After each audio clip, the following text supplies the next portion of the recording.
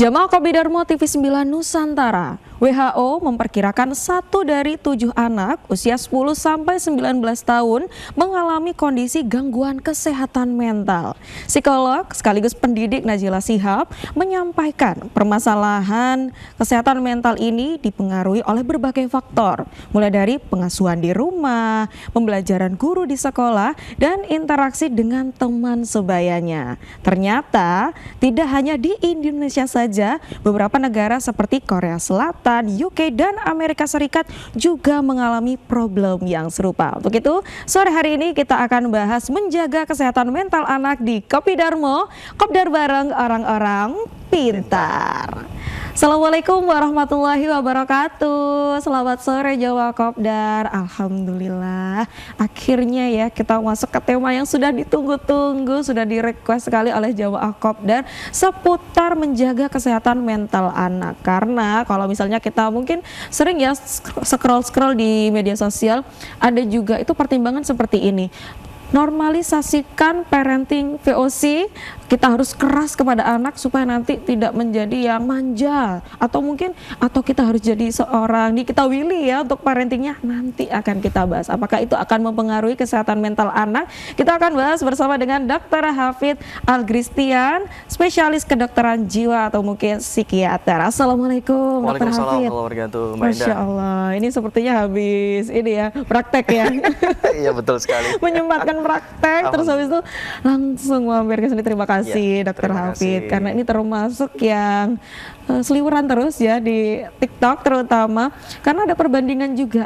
Lebih baik jadi orang tua yang keras ala-ala VOC gitu, atau mending yang anggunli, yang santai ke anaknya, soft spoken kayak Nikita Willy. Kita akan bahas dulu kira-kira faktor utama yang mempengaruhi kesehatan mental anak. Kira-kira apa, Dok? Ya, kalau secara umum itu bisa dibagi menjadi 3 kelompok besar. 3 kelompok. Yang paling ujung yang utama itu adalah memang faktor genetik ya. Itu mempengaruhi kira-kira 5-7%. Dan 93% sisanya itu kira-kira dibagi menjadi 2 faktor. Yang pertama adalah pengalaman hidup, yang kedua adalah parenting atau pola asuh dari orang tuanya begitu. Jadi memang nggak melulu dari luar saja, tapi ada dari gennya juga. Ada dari faktor genetik, itu pun juga 5-7%. Terus kemudian sekitaran usia 5-7 tahun itu biasanya temperamen anak itu sudah mulai bisa diamati, dikenali ke arah kepribadian gitu ya. 7 sampai mungkin kira-kira 14 itu mungkin lebih banyak pola asuh dari orang tua. 17-18 sampai ke 21-22 sampai ke 35 dan seterusnya, itu lebih banyak itu diistilahkan pola asah atau experience dari seseorang itu begitu. Kalau misalnya kita bicara soal anak, berarti memang kita fokusnya di usia 7 sampai 14 atau nanti kira-kira mungkin 18-19 tahun begitu. Begitu. Tapi kalau misalnya ngomongin soal kesehatan mental, dikit-dikit anak zaman sekarang gitu ya, aduh kena mental gitu. Kadang kita tuh malah nggak paham sebenarnya kesehatan mental itu yang seperti apa. Mungkin kalau kita ngeliat anaknya ya udah baik-baik aja, ya senyum-senyum aja pulang dari sekolah, nggak terjadi apa-apa. Ternyata anak itu mengalami depresi atau gangguan kesehatan mental.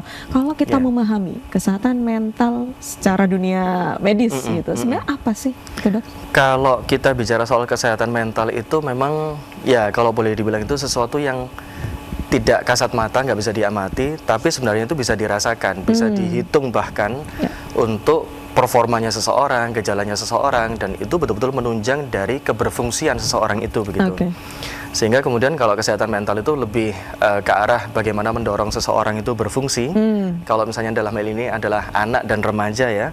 Sementara kalau seandainya gangguan atau permasalahan kejiwaannya itu lebih ke arah gejala-gejala yang mungkin mewarnai. Dan seringkali mungkin kita bisa mengamati ke gen alpha atau gen Z sekarang ini ya. Antara keberfungsian mereka mungkin masih bisa berfungsi, tapi mereka itu secara ekspresif menunjukkan gejala-gejala yang diamati. Jadi kalau boleh dibilang mereka mungkin punya gangguan konsentrasi, gangguan insomnia, sulit tidur ya, tapi tetap bisa sekolah, tetap bisa kemudian siaran seperti Mbak Indah ini begitu ya. Mbak Indah Gen Z kan ya. Jadi kita mungkin merasakan gejala yang diistilahkan kena mental tadi, tapi sebenarnya secara keberfungsian itu dia masih optimal begitu. Nah, kalau kita bicara soal kesehatan mental itu adalah total dari kesemuanya ini, keberfungsian seseorang dan mungkin gangguan atau gejala yang dialami. Begitu, Mbak Ida. Oh gitu. Ini kita mulai masuk kepada gaya parenting ini.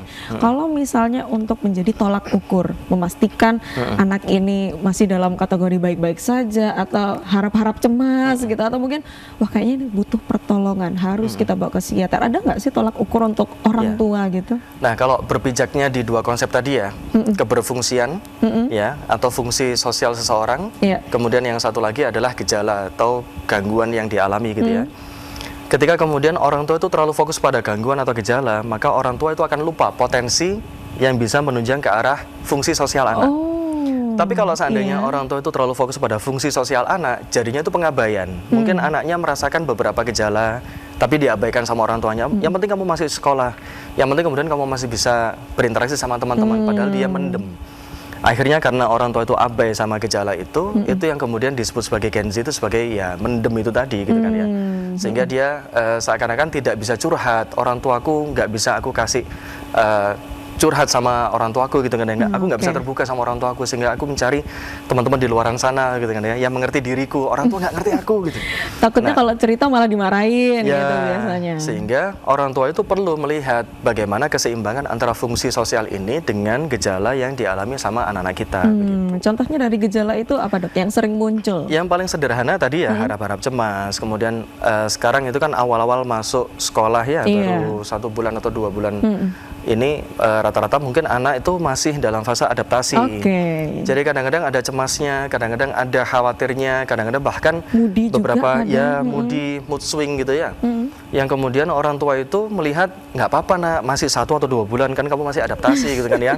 Halah mek ngono tok gitu kan. Ada kadang-kadang orang tua itu melihat ini kan masih masa penyesuaian gitu kan. Wajar kamu mengalami seperti itu. Ya, memang kalau boleh dibilang itu fase adaptasi itu memang wajar ya. Ada respon emosi atau bahkan sampai ke gejala emosional tertentu begitu. Tapi hendaknya orang tua itu tidak mensimplifikasi atau terlalu menyederhanakan. Menyepelekan sehingga kemudian halah mek ngono tok iku mau ya bukan kata-kata yang empati kepada anak. Harusnya bagaimana? Harusnya itu coba nak kamu cerita lebih banyak lagi. Kayak gimana sih? Oh, kayaknya itu mungkin kecemasanmu bagian dari ekspresi wajar ya, karena kamu masih bermasa-masa adaptasi gitu kan ya di sekolah. Selama kamu masih bisa berfungsi, selama kamu masih konsentrasi, ayo kita jalani pelan-pelan ya. Bapak sama ibu temenin kalau misalnya kamu lagi ada keluhan atau apa, cerita aja nggak apa-apa. Nah, kita bisa ngelihat kadang-kadang kalimat empati itu jane rodok dawa kan gitu kan ya. Butuh waktu untuk bersambung rasa dengan anak-anak kita. Gak bisa asal ngomong juga. Gak bisa asal ngomong. Gak ada rasanya. Sebenarnya kalau dibilang asal ngomong itu juga, ya saya tuh selalu mengatakan seperti ini, Mbak Indah. Ngomong sama keluarga sendiri kok atik birokrasi kan loh. Masuk atik noto kata-kata, iya memang kata-kata itu tidak perlu yang menyakiti begitu. Tapi kalau orang tua terlalu memikirkan kata-kata, nanti kesannya parenting itu menjadi sulit gitu. Ya kan? Kok ngomong ini tok ditoto mbak Pak Dokter gitu kan? Nah, yang kemudian kita perlu lihat itu memang karakter dari orang tuanya. Yang penting kemudian kita lebih banyak mendengarkan anak dan menasehati berdasarkan situasi. Kalau misalnya kemudian orang tua itu belum mendengarkan, sudah terburu-buru menasehati, nah itu juga kehilangan empati. Atau terlalu banyak mendengarkan tapi gak ngomong-ngomong, ya dinteni kapan nasihatnya dari orang tua gitu kan. Nah, orang tua perlu bersikap di antara keduanya itu, berempati, mau mendengarkan anak dan kemudian menasehati sambil melihat situasi. Dan orang tua nggak apa-apa kok menjadi dirinya sendiri gitu loh. Sehingga kemudian tulus menggunakan karakternya si orang tua ini di depan anak, itu biasanya anak itu lebih respect begitu. Daripada kemudian kita sok-sok halus tapi kemudian ya ngantem gitu kan, kata-katanya nyelekit gitu kan. Nadanya mungkin sok-sokan tapi isinya malah menusuk. Malah menusuk, makin kepikiran anaknya ini ya. Sehingga memang yang dibutuhkan itu bersambung rasa itu tadi begitu. Makanya kalau misalnya parenting dari namanya saja parent ya, orang tua, harus ayah dan ibu. Setelah ini akan kita bedah ya bagaimana gaya parenting yang akan aman untuk kesehatan mental anak. Kita akan kembali lagi setelah yang satu ini, tetap di Kopi Darmo, Kopdar bareng orang-orang pintar.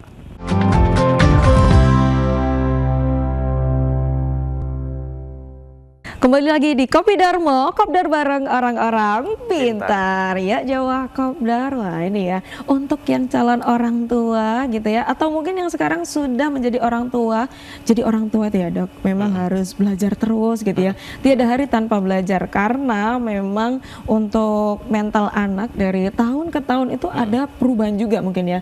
Dari segi mentalnya, moodnya itu beda, makanya treatmentnya pun akan berbeda. Sekarang kita akan bahas dulu, tapi sebelum itu saya ingin tanyain, kalau dari pertanyaan yang paling pertama tadi, lebih baik jadi orang tua yang keras gitu ya, parenting ala wah tentara banget gitu, keras banget supaya anaknya nggak manja, atau ala-ala Nikita Willy, mending yang mana kalau dari segi kedokteran dok? Mending lihat tantangan zamannya. Oh gitu, gimana dok? Kalau dibilang harus sesuai VOC ya mungkin waktu itu memang era-era industrial awal kan gitu kan, era-era perjuangan, sehingga kita memang harus sebagai keluarga itu harus survive kan gitu. Yang kemudian perekonomian mungkin masih belum sebaik saat ini, kurang stabil ya. Meskipun sekarang juga kita masih ya kayak Indeks gimana ekonomi agak gimana gitu ya. ekonomi gitu kan. Dan kemudian sekarang ini tantangan zaman, tantangan profesinya juga berbeda, di mana memang banyak bidang pekerjaan, banyak bidang profesi itu yang menuntut kreativitas kan gitu. Seperti Mbak Indah ini kan, wah luar biasa kreativitasnya gitu kan ya, nggak tahu hatinya seperti apa, rapuh mungkin. Gitu ya. Tapi kalau seandainya kreativitasnya itu terhambat karena kerapuhan itu, tidak diterima, didengarkan oleh orang tuanya, akhirnya kan kreativitasnya nggak bisa terlatih. Sehingga kalau seandainya mungkin sekarang ini banyak bidang yang menuntut untuk kreativitas, nggak bisa kalau kreativitas itu muncul dalam keadaan tertekan. Sehingga parenting itu memang sangat disesuaikan di mana anak itu berada. Kalau seandainya memang dalam dunia sekarang itu kondisinya memang lebih banyak kreativitas, maka si anak ini memang ya harus happy begitu. Bukan kemudian mental anak itu lemah, Gen Z lebih lemah daripada Gen milenial, lebih tidak loyal, enggak. Karena memang kesempatan kerja itu bahkan sekarang ini bisa across the continent kan gitu kan.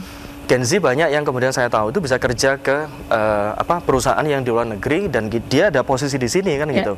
Dia dapat gaji tapi nggak ada teks pajak. Kok malah tapi kemudian bisa kita bisa melihat gitu kita bisa melihat bahwa memang banyak sekarang itu mungkin ya kalau dari segi pekerjaan itu yang tidak terlalu dibutuhkan loyalitas, sehingga kadang-kadang kita menganggap anak-anak Gen Z itu tidak terlalu menurut kepada orang tuanya gitu. Tapi bukan berarti kemudian dia nggak nurut, karena memang loyalitas di zaman dia itu tidak terlalu dibutuhkan seperti kalau seandainya saya Gen milenial, ngaku-ngaku kepada generasi kolonial atau bahkan kolonial ya, atau baby boomers yang di atasnya begitu. Sehingga memang benar-benar kita harus melihat konteks zamannya untuk melakukan suatu pola asuh yang pas buat anak-anak kita begitu. Begitu. Tapi dok, kalau misalnya Indah pernah lihat gitu ya, kita ngelihat berbicara soal pengalaman yang Indah lihat aja ya, ada anak-anak yang datang atau hadir dari keluarga yang ya cenderung keluarga cemara, kalau misalnya kita lihat, itu malah bisa lebih berprestasi di sekolah, malah aktif untuk kegiatan-kegiatan sosial, kreatif. Tapi kalau misalnya, mohon maaf, kita berbicara dari keluarga yang mungkin ada yang bercerai di keluarganya, agak kurang cemara gitu ya, bisa kita bilang gitu, itu saat di sekolah agak lebih aktif lagi ya, tapi aktif dalam tanda kutip begitu. Apakah memang peran keluarga itu mempengaruhi tumbuh kembang anak juga dok? Betul, dan saya banyak melihat keluarga cemara tapi anaknya kemudian tidak mandiri. Kalau misalnya kayak itu, karena dia merasa aman dalam lingkungan keluarganya, sehingga kemudian pada saat dia terjun ke dunia kerja, dia merasa tidak bisa survive tanpa pertolongan orang tuanya. Merasa sudah ada cadangan gitu ya? Iya, merasa kemudian orang tua saya nanti melindungi dan kemudian bisa membantu saya untuk memunculkan alternatif pekerjaan yang lain, misalnya kayak gitu. Dan banyak juga yang kemudian dalam keluarga yang cemara gogrok, cemara rontok ini, yang kering kerontang, tapi kemudian dia punya daya juang yang cukup baik, sehingga kemudian dia survive di tempat kerja. Sehingga sekarang ini kita melihatnya itu bukan dia broken home, broken family atau bukan, tapi dysfunctional family atau bukan, atau functional family.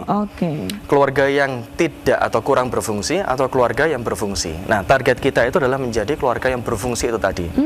Di mana peran ayah dan ibu dari sisi maskulin dan feminin itu cukup menjejak dalam diri seorang anak. Dan kemudian target dari parentingnya adalah memandirikan seorang anak itu, mengenalkan anak itu pada konsekuensi dari pilihan dia sendiri.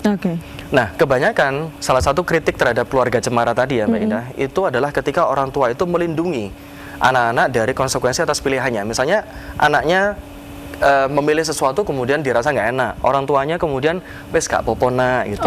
dirangkul kembali. Ya nggak apa-apa, merangkulnya itu bagus. Tapi kalau seandainya anak tidak mengenal konsekuensi terhadap pilihan-pilihannya itu, maka anak akan menyerahkan pilihan itu kepada orang tuanya. Akhirnya anak itu nggak mandiri, bahkan untuk urusan memilih jodoh sekalipun gitu. Konsekuensinya apa? Kalau orang tua itu terlalu masuk dalam kehidupan anak, ketika ada salah pilihnya, anak itu selama seumur hidupnya menyalahkan orang tua. Gitu. Padahal dia tumbuh dalam keluarga cemara, ya kan? Sebaliknya kemudian ada beberapa anak yang nggak terlalu diurusin sama orang tuanya gitu kan. Dia struggle banget dan dia survive, dia mampu bertanggung jawab sama pilihannya dan dia berhasil dalam karirnya, dalam profesinya begitu.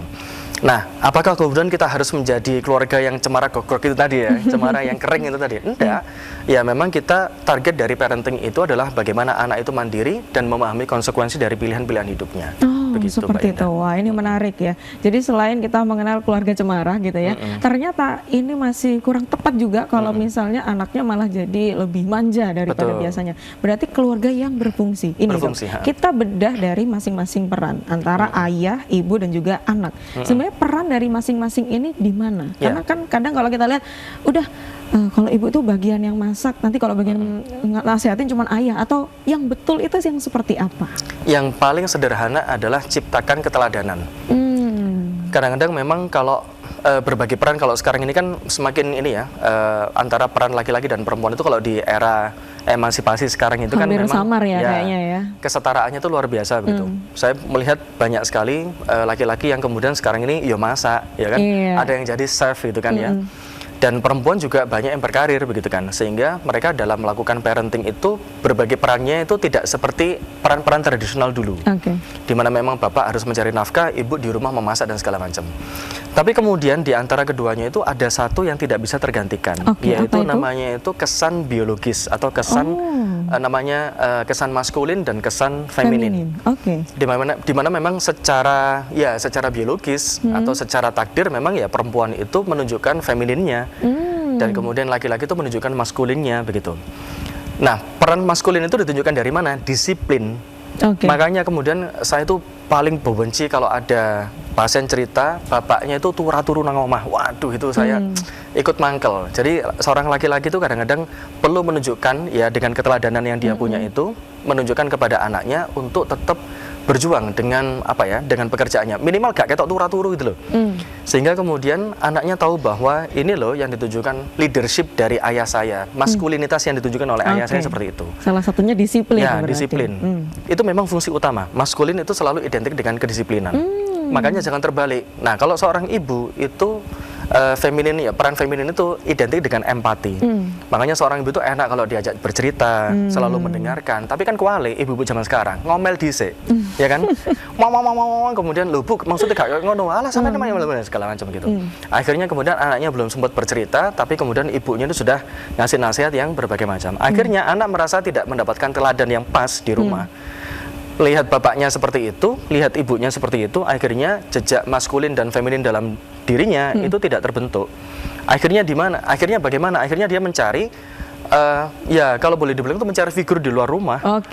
Itu yang kemudian harus hati-hati. Akhirnya dia mudah masuk ke resiko gangster itu tadi, narkoba, pergaulan bebas dan segala macam. Karena mungkin ada kenyamanan yang tidak ditemukan dia di merasa rumah. Diterima, dia tahu itu salah. Anak itu tahu loh. Kalau seandainya itu salah, itu dia tahu. Sebenarnya salah. Tapi ya siapa yang menerima saya kecuali mereka kan gitu. Itu yang harus hati-hati.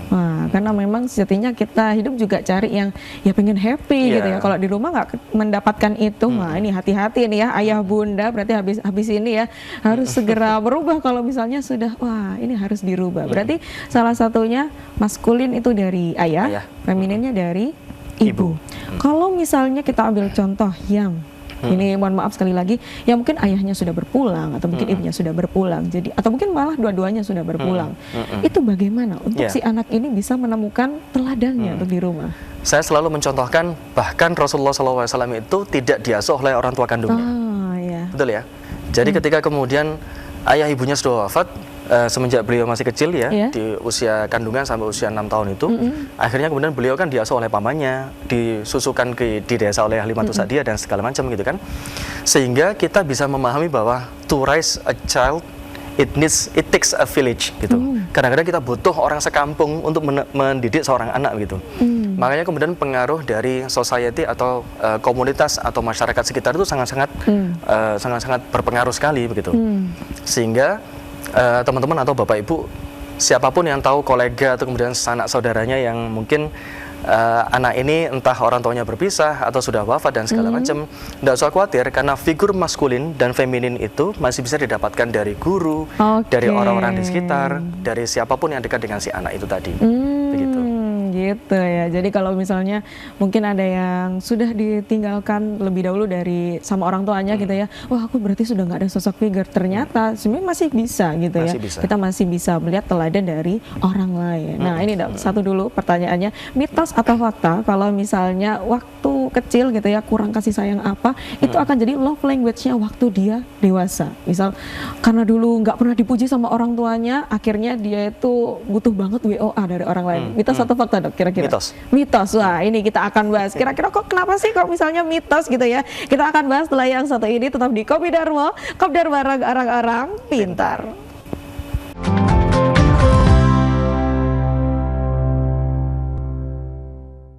Kembali lagi di Kopi Darmo, Kopdar bareng orang-orang pintar. Oke, jawab Kopdar tadi ya sebelum kita break gitu ya. Ada pertanyaan mitos atau fakta dok? Kalau misalnya love language itu bermula dari trauma atau kasih sayang yang tidak pernah diberikan waktu masih kecil. Ternyata jawabannya adalah Mitos. mitos. Ya. Kenapa kok seperti itu dok? Karena trauma harus dikompensasi dulu dengan namanya validasi atau respon trauma.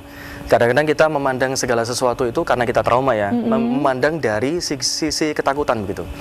Dulu kita pernah dicakar kucing misalnya, lihat kucing menjadi sesuatu yang mengancam, gitu kan, mengerikan. Gitu. Padahal kita melihat bahwa objek itu sebenarnya tidak berbahaya, tapi alam bawah sadar kita yang memunculkan respon alarm tadi. Nah itu namanya respon trauma. Nah ini harus mendapatkan validasi ulang dulu, gitu. Validasi ulang supaya kemudian kita bisa merespon secara objektif kepada objek yang memang apa adanya seperti itu, gitu loh. Sehingga kalau kita bilang love language itu adalah the purest form of the emotions gitu kan. Jadi dia bentuk yang paling murni dari emosi seseorang. Bagaimana mungkin seseorang itu merasakan emosi dan mengekspresikan emosinya kalau masih dipengaruhi sama trauma? Oke. Gitu. Dan trauma itu kadang-kadang memang kalau digali itu menyakitkan sekali Mbak Indah. Makanya kadang-kadang kita punya pilihan sih, apakah dalam melakukan terapi terhadap trauma itu memang menggali, ataukah cukup menyadari aja bahwa kita mengalami trauma itu. Menyadari, kadang-kadang kalau ditutup itu juga masih bisa ada jadi yang- bom waktu. Kalau dibiarin terbuka ya ibaratnya luka yang masih dikipasi. sakit gitu ya. Nah, akhirnya kemudian kita dengan menyadari kita bahwa kita memang mengalami suatu trauma dan kita mendapatkan validasi yang positif dari orang-orang di sekitar kita bisa membedakan, oh ini ketika saya melihat kucing, saya takut, saya ternyata masih ada trauma terhadap kucing begitu. Sehingga pada saat dia menyadari, dia tidak serta-merta berespon yang berlebihan kepada si kucing ini. Dia bisa memisahkan ini perasaan trauma nih, tapi kemudian dia mau pelan-pelan untuk megang kucing itu. Nah, ini adalah proses belajar ya. Proses belajar ketika seseorang itu mengalami trauma, tidak harus kemudian trauma itu harus sembuh 100%, tapi kita menyadari dan kita mendapatkan validasi, lama-kelamaan kita bisa belajar. Oh, menyentuh kucing seperti ini, saat kemudian dia bisa menerima objek itu, muncul perasaan suka sama si kucing ini. Kok lucu ya kalau dibelai-belai gitu ya. Ternyata kemudian kucing ini ngeong gitu misalnya. Kok saya seneng ya ada kata-kata positif misalnya, atau ada word of affirmation walaupun itu dari kucing kan gitu kan.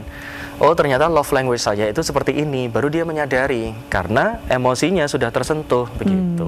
Jadi memang kalau misalnya, aduh dulu tuh aku nggak pernah deh dipuji sama orang tua aku, makanya aku sekarang tuh kehausan banget untuk dipuji sama pasangan aku. Itu ternyata mitos ya. Itu mitos. Tidak semua berasal dari itu. Tapi berarti love language itu terbentuk dari apa? Karena kan beda-beda. Ada yang suka dikasih hadiah, suka disentuh, misalnya suka dipeluk, ada yang suka dikasih kata-kata yang manis gitu. Kenapa dok kok bisa berbeda-beda? Sebenarnya setiap orang itu juga memang punya, ya mungkin karena experience ya, mungkin dari pengalaman dia. Ada pengalaman juga. Terus kemudian dia punya kesan yang positif terhadap suatu perlakuan gitu kan. Tapi memang love language itu kalau misalnya bagian dari perilaku, bagian dari behavior, maka behavior itu bisa di learn and unlearn, bisa dipelajari dan dipelajari untuk dilepaskan begitu. Kenapa seperti itu dok? Ya artinya karena experience itu sangat dinamis. Makanya kemudian nggak boleh ketika seseorang itu mengatakan, oh love language saya itu physical touch, berarti pasangan saya harus memberikan saya sentuhan-sentuhan yang romantis. berarti saya harus mencari pasangan yang romantis melalui sentuhan gitu. Tapi Ya, ternyata yo harusnya- angel gitu kan. Oh, iya. Kalau seandainya kemudian kita ketemu sama orang yang bisanya word of affirmation atau receiving gift tadi, terus kemudian dia harus mengubah sesuai dengan standar kita, ya itu namanya kita memaksakan standar. Ya selamanya tidak akan bisa bertemu dengan sosok yang ideal. Kita nggak akan bisa ketemu sama sosok yang se-perfect yang kita kira. Karena faktanya kita pun juga nggak perfect kok. Oke, Ngapain kalau itu ya. menuntut orang lain sesuai dengan standarnya kita? Nah, yang namanya cinta itu kan ya berbagi ya. jadi Love jangan- language itu bukan untuk dipaksakan. Oke, jadi jangan dibalik kalau misalnya, aduh kita itu physical money gitu, Physical money ya. physical touch gitu ya. Kita bukan cari, ya boleh kita mencari. Tapi kalau misalnya nemunya ya word of affirmation, bukan berarti kita, aduh kayaknya bener-bener gak cocok karena kita beda love language-nya. Tapi kita mengajarkan ke dia dulu, aku tuh sukanya kayak gini, baru nanti saling gitu ya, saling memberi. Oke, kita masuk ke treatment ini berarti ya. Ada orang itu yang kalau misalnya bingung sama dirinya sendiri, termasuk mungkin anak-anak menuju remaja, atau mungkin kalau katanya Aldi Taher, semua manusia di bumi ini juga bingung ya. Gitu. Kalau nggak bingung kalau nanti udah di surga. Nah, apakah itu termasuk tanda-tanda dari kesehatan mental kita terganggu, Dok? Remaja ya. Remaja itu ada di fase role identity. Jadi dia itu mencari identitas dirinya begitu. Tapi identitas yang dimaksud itu adalah peran yang kemudian dia itu bisa menentukan saya ini kontribusi yang spesifik itu di bidang apa. Oke. Cara yang paling mengamati adalah ketika usia SMP dan SMA itu, ketika di usia ini fakta nih, ketika kemudian SMA dia masih bingung menentukan jurusan kuliah, Oh. ya itu berarti Iya. identitas atau peran dirinya itu masih belum matang. Oh, wow. Gitu. Dan faktanya ini buat jamaah Kopdar ya, jamaah Kopi Darmo, justru menentukan jurusan kuliah itu seharusnya saat SMP. Oke. Saat SMA baru pendalaman bidang. Misalnya saya di bidang jurnalistik nih, SMP saya tahu saya minatnya di bidang jurnalistik, maka Berarti saya SMA-nya ambil SMA IPS IPS gitu ya? bahasa. Oke. Begitu. Sehingga kemudian saat di SMA itu saya semakin matang. Pada saat saya lulus SMA, nggak perlu memulai dari nol. Wow. Karena itu memang sudah bidang yang saya pilih dari saat saya SMP. Nah, itu Tapi ya. faktanya bukan hanya di Surabaya, tapi banyak lumrah kita ketahui bahwa pendidikan SMP itu selalu diidentikan dengan anak-anak yang setengah matang. Jadi maksudnya kan kita banyak melihat ya SMP itu kadang-kadang pendidikan yang diabaikan gitu loh. Ya. Padahal dia sangat krusial untuk menentukan krusial. ya, usia yang sangat krusial untuk menentukan peran seseorang pada saat dia di usia 19 tahun nantinya itu untuk menentukan Wow. jurusan kuliah begitu. Ini ya. Makanya seharusnya ini catatan buat kita semuanya, Termasuk orang tua gitu ya. termasuk orang tua dan guru SMP Oke. ya. Ketika kemudian kita tahu bahwa anak-anak sudah masuk usia SMP, paling tidak di usia SMP itu mereka sudah katakanlah meet the expert, kemudian mengeksplor talentnya dia atau kemudian bakatnya dia di mana, ketemu dengan orang-orang yang expert di bidangnya. Kayak misalnya dia tertarik sama musik misalnya, ayo ketemu sama orang-orang penggawa musik di Surabaya itu siapa, dikenalkan dengan komunitas musik. Sepertinya hatiku kok belum di sini, Bu. Coba Oke. cari yang lain, Bu, gitu. Berbahasa, kita cari orang yang penggawa berbahasa di Surabaya itu siapa begitu. Dengan begitu saat dia menemukan jurusannya di mana saat SMP, SMA tinggal pendalaman, pendidikannya itu sangat spesifik. Oke. Begitu. Itu ya. Makanya Betul ternyata sekali. ini sangat jauh sekali ya. Kalau misalnya Ya. aduh kok masih bingung ya nentuin jurusan untuk kuliah, padahal harusnya kalau kita mengenal diri sendiri sudah bisa tahu ya. Betul. Dan itu berakar dari SMP, SD, masa bahkan remaja. dari di rumah juga. Ya. Nah, kalau misalnya untuk treatment dari orang tuanya, karena kan ada anak-anak yang antara nggak mau explore atau nggak difasilitasi untuk Ya. explore kayak gitu. Gimana cara orang tua antara mendorong atau mungkin support anaknya gitu? Yang paling gampang patokan usia 10 tahun. Karena di usia 10 tahun, 9 atau 10 tahun itu pematangan otak sudah 100%. Oke. Kalau kita bicara explore, itu sebaiknya di bawah usia 9 atau 10 tahun. Jadi di kelas 1, 2, 3 ya, umur 7, 8, 9 itu explore. Kelas 4 itu dia mungkin sudah kursus yang spesifik gitu. Jadi ada namanya minat, ada namanya bakat. Bakat mungkin bisa muncul saat kemudian anak itu explore di bawah usia 10 tahun. Oh. Minat belum tentu, kadang-kadang minatnya di mana, bakatnya di mana gak nyambung. Makanya kemudian explore di usia kelas 1, 2, 3 itu dia boleh mencoba apapun.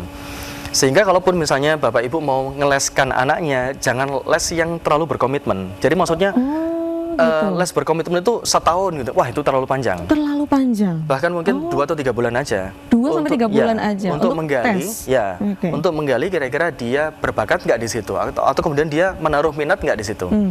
Karena faktanya ketika dia seorang anak itu berminat ya, maka dia akan konsisten tuh. Oke, Begitu. itu. Nah, treatment itu yang bisa dilakukan oleh orang tua untuk mendeteksi kira-kira potensi atau keberbakatan anak itu kira-kira bagaimana. Gitu. Oh, tapi kalau misalnya untuk les minat dan bakat itu lebih baik start di usia anak berapa? 10 tahun. 10 tahun ya. Les yang berkomitmen ya. Jadi maksudnya yang betul-betul mungkin nanti arahnya ke kompetisi dan segala macam. Oh gitu. Kalau Tapi di bawah untuk itu sekedar coba-coba aja ya. gitu boleh ya dari TK atau? Bahkan sekarang ini banyak kompetisi sains, kompetisi matematika dan segala macam itu di usia TK awal gitu kan. Itu ya, dan kita bisa melihat setiap panitia itu pasti ngalungkan ini medali ke Iya, semua betul. anak Ke gitu kan. semua anak, iya. Dok. Itu hanya untuk membiasakan Apresiasi anak itu ya, saja. apresiasi dan membiasakan anak itu untuk bekerja dengan kemampuan dia sendiri. Oke, wow. Tapi ada itu. fakta yang menarik. Ternyata Orang tuanya itu sudah memandirikan nih. Ini saat itu namanya Olimpiade ya, saat lomba gitu ya. Saya pernah tahu sendiri, kemudian susternya keluar masuk, susternya si anak ini untuk membacakan soal. Loh, orang tuanya di luar, benar? Kenapa dok seperti itu? Ya gimana ya? Ya mungkin susternya merasa harus bertanggung jawab. Padahal orang tuanya ya membebaskan si anak ini pokoknya sebisanya gitu. Biarin gitu ya. Tapi susternya keluar masuk, Wah, pengasuhnya keluar itu masuk, ya. kemudian membacakan. Akhirnya orang tua yang lain yang protes, ya biarlah sus, kalau misalnya memang si anak ini belum bisa baca dan dia mampunya seperti itu, nggak apa-apa. Yang penting kemudian jenengan nggak mengganggu karena keluar masuk, nanti anak yang lain juga terganggu gitu. Malah terganggu Ya, gitu ya. artinya pola parenting itu di bawah usia 10 tahun itu memang masih ekspor dan tidak harus kita membebankan tanggung jawab bahwa anak ini tuh harus bisa. Harus begitu. bisa. Oke, baik Jawa Kopdar, kita masih akan kembali setelah yang satu ini. Tetap di Kopi Darmo, Kopdar bareng orang-orang pintar.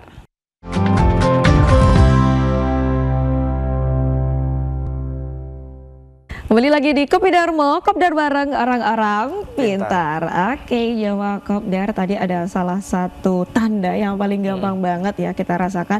Apakah anak ini mendapatkan pola pengasuhan yang baik dalam keluarganya, secara lingkungannya juga baik gitu ya.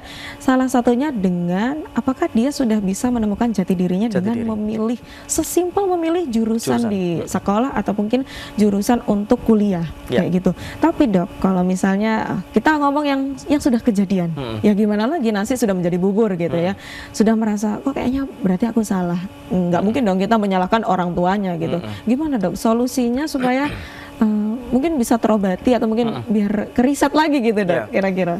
Bagi kita yang sudah di atas usia 18 atau 19 tahun atau bahkan mungkin sudah di atas 25 ya, sudah melewati quarter life crisis ya di usia 25 tahun itu, ada istilahnya reparenting. Reparenting itu mengasuh ulang ego kita, mengasuh ulang diri kita. Itu diri kita sendiri dengan diri ini? Yang kita lakukan itu adalah diri kita untuk diri kita sendiri. Bagaimana caranya dok? Reparenting itu yang paling sederhana adalah sesimpel melihat bagaimana sisi kekanak-kanakan dalam diri kita. Kon pengen apa sih saja nih gitu. Oh. Iya kan? Oh, aku pengen ini. Oke, sekarang kita lihat ke faktanya, ke kenyataannya. Bisa nggak itu kita lakukan? Atau ada batas tertentu nggak yang membuat kita itu kadang-kadang harus berkompromi? Kemudian ayo eksekusinya bagaimana? Kalau memang ada beberapa hal yang dari diri kita, masa kecil kita atau fase kecilnya kita itu, fase ego kita itu yang belum terwadahi, ya kita temukan dengan realita, kira-kira bisa dieksekusi atau enggak gitu kan. Nah, itu adalah cara kita, sesimpel itu sebenarnya. Tapi konteksnya sangat luas sekali ya. Bisa itu berupa kemudian cita-cita atau bidang kerja, bidang profesi gitu kan ya. Saya juga pernah punya senior yang menjadi seorang dokter umum, tapi dia itu lebih menggemari menjadi barista kopi gitu. Minatnya di sana. Minatnya di situ. Tapi kemudian dari situ akhirnya setelah dia berhasil membuka beberapa cabang, kemudian dia tahu oh ternyata kopi itu bisa buat anti demensia. Sekarang dia gabung ke riset untuk anti demensia dari kopi begitu kan ya. Ya memang risetnya masih panjang. Artinya pencarian jati diri itu kadang-kadang tidak ada kata terlambat. Kalau misalnya kita memang punya minat yang pengen kita kejar dan itu dimulai dari usia yang tidak lagi muda, nggak ada kata terlambat. Yang penting kita tahu realitanya bagaimana dan tahu strateginya bagaimana. Oke, gitu. seperti itu. Wah, ini ya, memang jadi orang tua itu, ya itu tadi harus belajar terus Belajar gitu terus. ya, harus selalu belajar karena setiap zaman itu memiliki karakteristik yang berbeda, terutama betul. untuk treatment kepada anak. Wah, Ya. ini kita akan mulai belajar gitu ya menjadi orang tua yang baik ala Dr. Hafid gitu ya. Misal ada anak itu yang kalau misalnya dia marah atau ngambek itu memilih untuk diam 1000 bahasa, silent treatment, atau mungkin ada anak yang tantrum.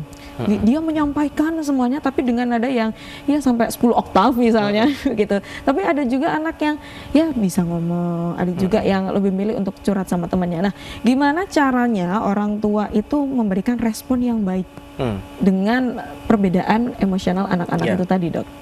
Kadang-kadang kalau memang marah itu kan kita itu secara hati berjarak ya. Itulah kenapa kemudian kita berteriak, gitu kan ya.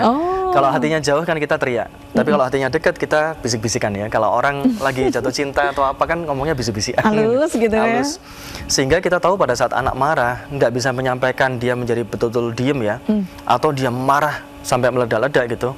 Yang dibutuhkan orang tua itu adalah cukup hadir saat itu. Memang kadang-kadang orang tua itu nggak perlu terpancing emosinya.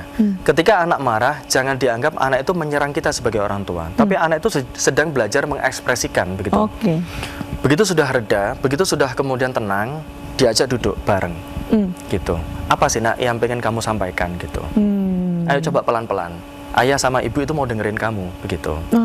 Meskipun kadang-kadang dalam dialog itu tidak pernah ada solusi, seringkali kan kayak gitu kan. Apa yang diminta anak kadang-kadang orang tua juga masih belum mampu untuk mewujudkan. Iya, antara gitu kan. belum mampu atau memang nggak bisa dengan keadaan nggak yang bisa ada. dengan keadaannya. Gitu. Atau memang kita berharap sebagai orang tua itu nanti suatu saat anak ini yang mampu mewujudkan apa yang dia inginkan sendiri gitu kan. Seringkali kan seperti itu. Visi malah ya. Sehingga orang tua itu setelah hadir yang pertama ya, pada saat emosinya meledak-ledak atau emosi yang diam 1000 bahasa, orang tua cukup hadir memastikan bahwa orang tua tidak akan menghakimi anak. Setelah mereda baru kemudian ajak duduk diam, dengarkan begitu. Ya. Yang fase kedua itu namanya empati tanpa menghakimi. Kemudian fase yang ketiga adalah menasehati sambil melihat situasi. Artinya situasi seperti apa? Kadang-kadang anak kita itu hanya ingin didengarkan. Kadang-kadang anak kita itu hanya ingin dibela begitu. Menunjukkan bahwa orang tua itu ada di keberpihakannya kepada anak itu sudah cukup menguatkan bagi anak gitu. Meskipun kadang-kadang nasihati ya panting selengkerah kan gitu kan. Tapi mengetahui bahwa orang tuanya itu membela si anak itu sudah merasa ayam tentrem begitu. Kayak gitu. Nah, sehingga itu treatment yang bisa dilakukan oleh orang tua kalau seandainya emosi anak itu sedang tidak stabil, naik turun gitu kan ya. Gitu. Tapi memang sekali lagi orang tua memang perlu belajar banyak ya. Kira-kira zaman anak saya ini harus ngapain gitu loh. Tantangannya anak saya ini harus ngapain. Karena ibaratnya anak itu kan busur panah ya. Anak panah ya. Bidik Sementara panah. orang tua itu kan orang tua itu kan busurnya gitu kan ya. Kalau orang tua nggak mau belajar itu ibaratnya elastisitasnya itu nggak maksimal gitu loh Mbak. Nggak terlalu kuat untuk sehingga anak itu nggak akan bisa melesat meluncur gitu. Bagaimanapun anak itu akan diluncurkan, siapa ya busurnya itu yang meluncurkan. Sehingga kemudian orang tua itu perlu belajar supaya kemudian bisa meluncurkan, melesatkan potensi anak itu menjadi lebih baik lagi dan tepat sasaran gitu. Ya kita harus membidik kan gitu kan. Tapi kenapa dok ada anak itu yang kita bisa lihat tuh emosinya benar-benar meledak-ledak banget? Apakah itu bermula dari sesuatu yang dipendam lama gitu, atau itu adalah ciri-ciri kesehatan mental anak memang sedang terganggu? Misal sampai lempar-lempar atau mungkin tantrumnya tuh parah banget. Apakah itu tanda-tanda juga kalau kesehatan mental terganggu? Ada gangguan emosional ya istilahnya. Iya, istilahnya sehingga begitu. Kalau kita melihat gangguan emosional itu memang mungkin dari suatu emosi yang tidak pernah tergali dan tiba-tiba meledak seperti bom waktu, atau memang si anak ini membawa suatu gangguan emosional pervasif atau bawaan. Termasuk trauma dok? Trauma juga bisa. Atau memang pada saat kecil itu dia punya gangguan emosi, mungkin awalnya dulu kecil itu agak hiperaktif gitu kan ya. Sehingga kemudian pada saat fase di usia 10 tahun itu hiperaktifnya sudah mulai mereda, tapi sekali kesenggol dia sensitif dan impulsif. Impulsif itu sampai banting-banting barang, lempar-lempar gitu, dan kemudian bahkan ada dorongan untuk memukul, menyakiti orang lain begitu, bahkan untuk memukul dirinya sendiri.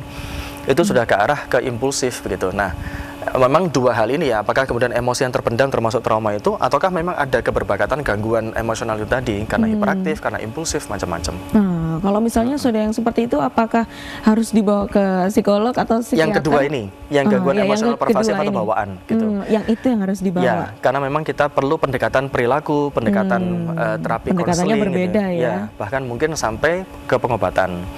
Kemudian kalau yang tipe yang pertama tadi, misalnya emosional yang terpendam, itu perlu orang tua itu hadir. Oke, hadir, cukup hadir aja, karena kadang anak itu ya, bunda, ayah, bukan, kadang nggak pengen dinasihatin, pengen didengar dulu aja, pengen didengar gitu ya. Kadang itu ada bahasa anak sekarang itu di-read aja, nggak usah di reaction, nggak usah dikasih reaction, di-read aja, cukup didengerin aja, udah cukup, lebih dari cukup. Kadang anak cuman pengen gitu aja, wah itu ya. Kalau misalnya dari dalam rumah, orang tua sudah mulai membetulkan gitu ya cara parentingnya, pola asuhnya gitu. Kalau misalnya untuk lingkungan sekolah atau teman sebayanya, gimana caranya kita sebagai orang tua itu juga bisa melihat, mengontrol gitu. Oh, lingkungannya nih baik, anti bullying, nggak toksik. Nah, itu gimana, Dok? Yang paling sederhana dialog dengan gurunya. Kalau pada beberapa kasus bullying ya atau perundungan itu, memang yang saya dorong itu adalah orang tua bisa berdialog dengan gurunya gitu.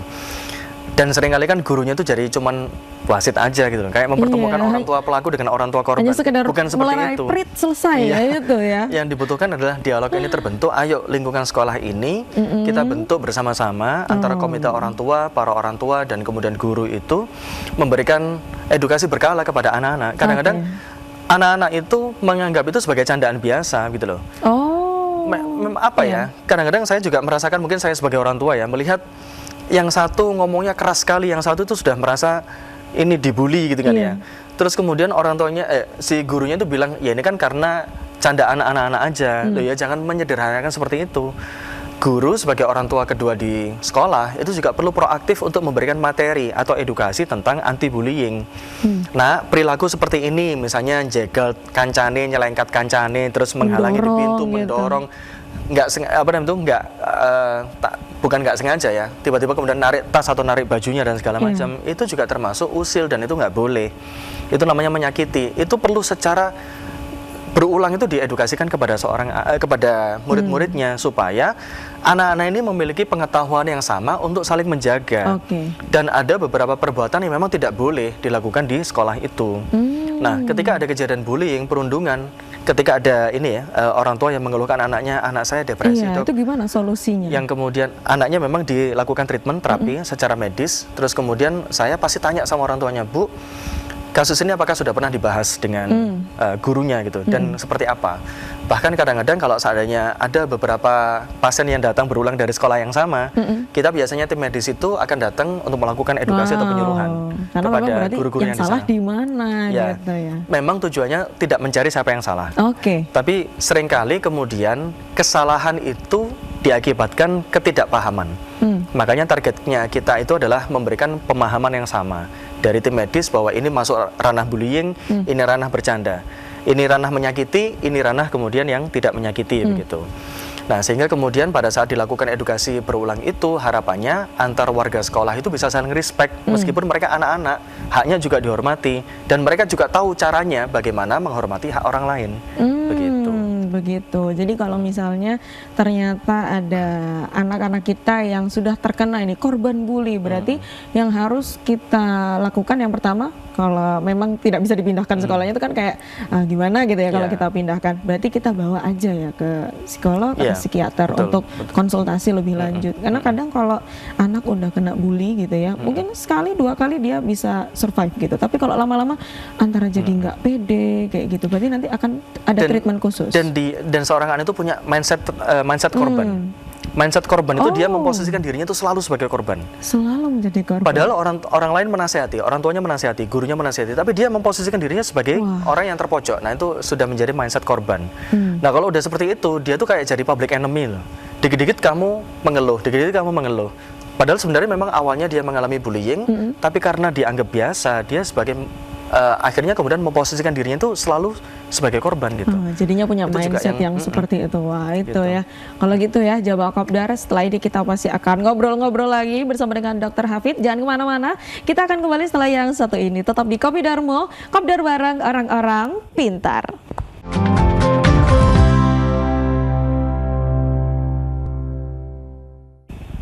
Kembali lagi di Kopi Darmo, Kopdar bareng orang-orang pintar.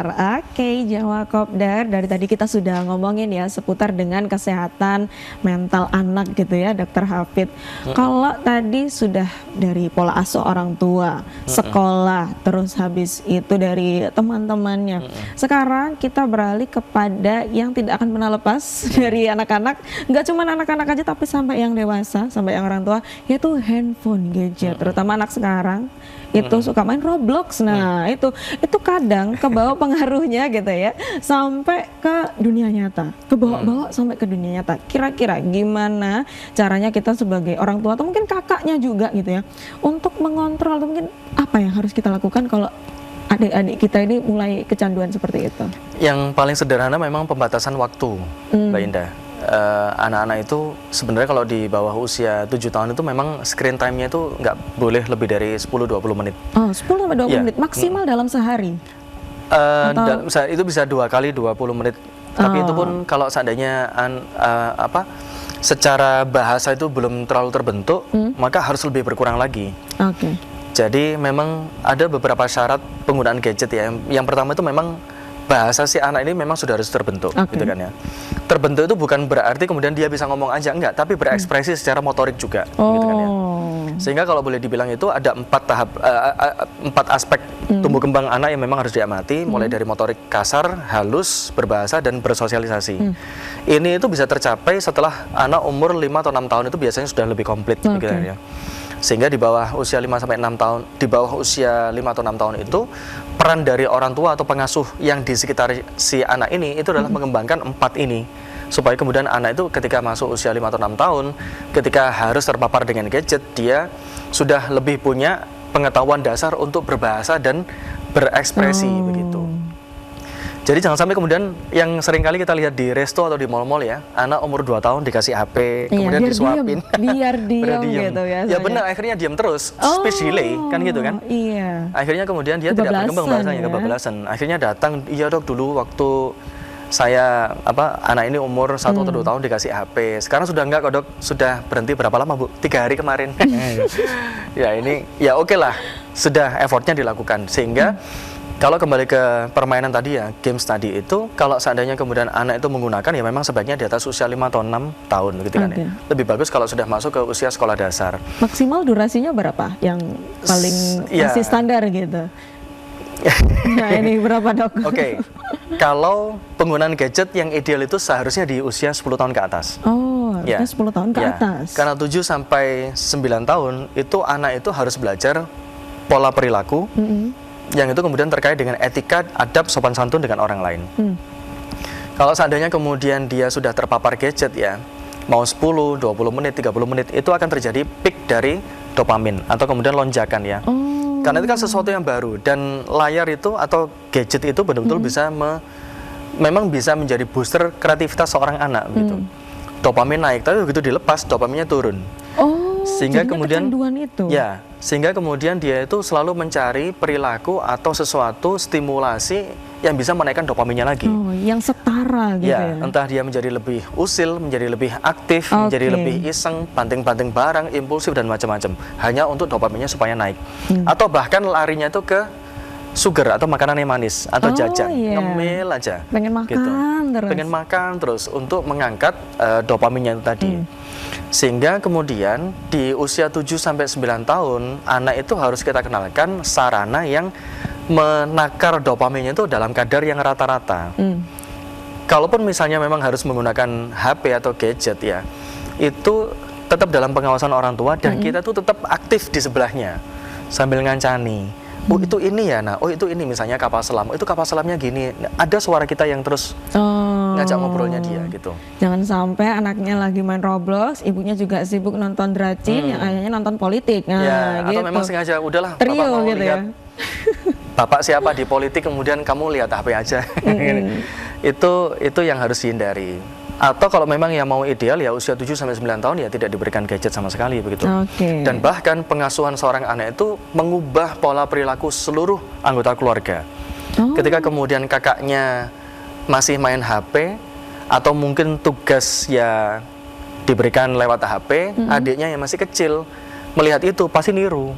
Sehingga kemudian kalau seandainya kakaknya belajar, ayo ditemenin ayah atau ditemenin ibu di dalam kamar, ayah main sama adik. Adiknya nggak lihat.